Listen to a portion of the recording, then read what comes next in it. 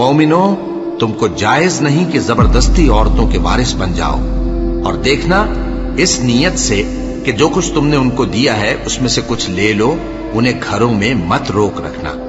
हाँ, अगर वो खुले तौर पर बदकारी की मुर्तकिब हों तो और बात है, और उनके साथ अच्छी तरह से रहो सहो।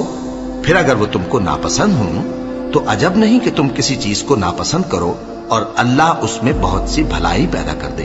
और अगर तुम एक औरत को छोड़कर दूसरी औरत करनी चाहो और पहली औरत को ढेर सा माल दे चुके हो तो उसमें से कुछ मत लेना।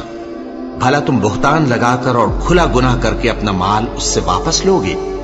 और तुम दिया हुआ माल क्यों कर वापस ले सकते हो जबकि तुम एक दूसरे के साथ सोबत कर चुके हो और वो तुमसे पुख्ता अहद भी ले चुकी हैं?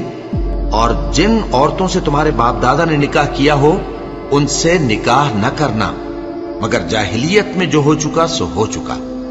ये निहायत बेहयाई और अल्लाह की नाखुशी की बात थी और बहुत बुरा दस्तूर था।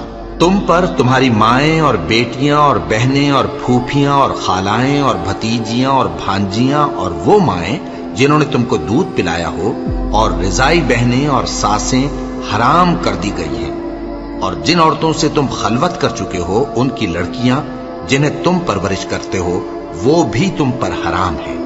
हाँ, अगर उनके साथ तुमने खलवत न की हो तो उनकी लड़कियों के साथ निकाह कर लेने में तुम पर कुछ गुनाह नहीं। और तुम्हारे सुलभी बेटों की औरतें भी और दो बहनों का इकट्ठा करना भी हराम है, मगर जो हो चुका सो हो चुका। बेशक अल्लाह बख्शने वाला है, बड़ा मेहरबान है। और शौहर वाली औरतें भी तुम पर हराम हैं, मगर वो जो कैद होकर बांदियों के तौर पर तुम्हारे कब्जे में आ जाएं। ये हुक्म अल्लाह ने तुमको लिख दिया है और इन मुहर्रमात के सिवा दूसरी औरतें तुमको हलाल हैं, इस तरह से कि माल खर्च करके उनसे निकाह कर लो, बशर्ते के निकाह से मकसूद इफ्फत कायम रखना हो, न कि शहवत परस्ती। तो जिन औरतों से तुम लुत्फ अंदोज हुए उनका मेहर जो मुकर्रर किया हो अदा कर दो। और अगर मुकर्रर करने के बाद आपस की रजामंदी से मेहर में कमी बेशी कर लो तो तुम पर कुछ गुनाह नहीं। बेशक अल्लाह सब कुछ जानने वाला है, हिकमत वाला है। और जो शख्स तुम में से मोमिन आजाद औरतों से निकाह करने का मकदूर न रखे तो मोमिन बांदियों ही से जो तुम्हारे कब्जे में आ गई हो निकाह कर ले।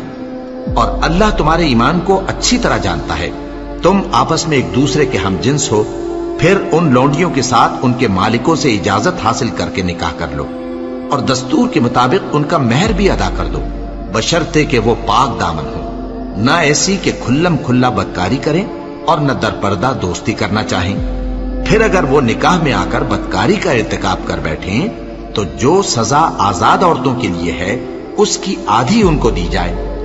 ये बांधी के साथ निकाह करने की इजाजत उस शख्स को है जिसे गुनाह कर बैठने का अंदेशा हो।